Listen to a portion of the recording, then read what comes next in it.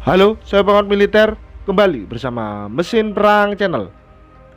Kementerian Pertahanan Indonesia tak hanya merefurbis 41 unit kapal perang milik TNI AL, namun juga akan mempersenjatai kapal tersebut dengan rudal baru.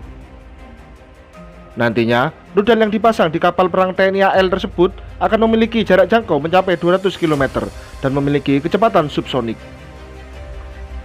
Rudal yang akan dipasang di kapal perang TNI AL tersebut yakni Atmaka, buatan Roketsan Turki. Melalui PT Republik Defense Indo, Kementerian Pertahanan Indonesia mengakuisisi rudal tersebut dari Turki. Dalam pembelian rudal ini, PT Republik Defense Indo sendiri ditunjuk sebagai agen penjual untuk pengadaan batch awal rudal ini.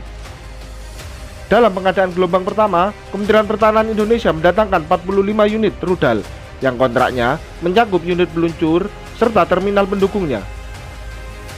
Nantinya, rudal-rudal ini akan diproyeksi akan dipasang di sejumlah KRI, di antaranya korvet Fathahillah Class, korvet Parchim Class, dan kapal cepat rudal KCR FPB 57 atau kapal patroli buatan Jerman.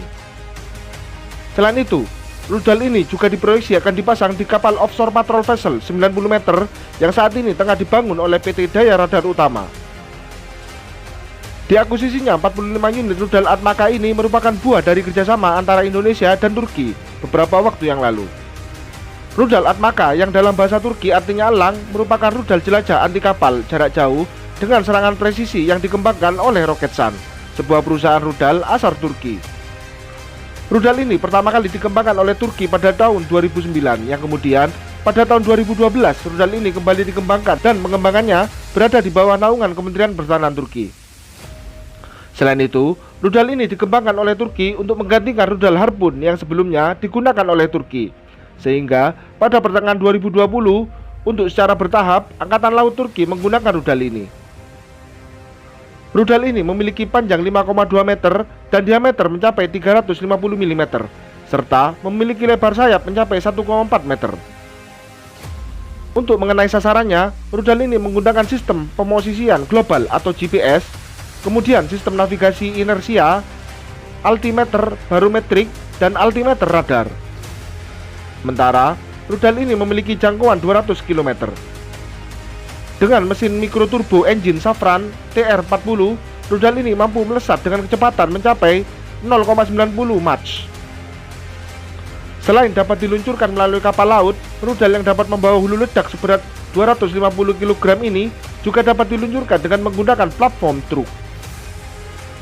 Sejak beberapa waktu yang lalu, Indonesia terus bekerja sama dengan Turki melalui akuisisi alutsista, di mana tak hanya mengakuisisi 45 unit rudal Atmaka, namun Indonesia melalui Kementerian Pertahanan Indonesia sebelumnya juga mengakuisisi rudal balistik KAN yang memiliki jarak jangkauan mencapai 250 km, yang juga buatan Roketsan.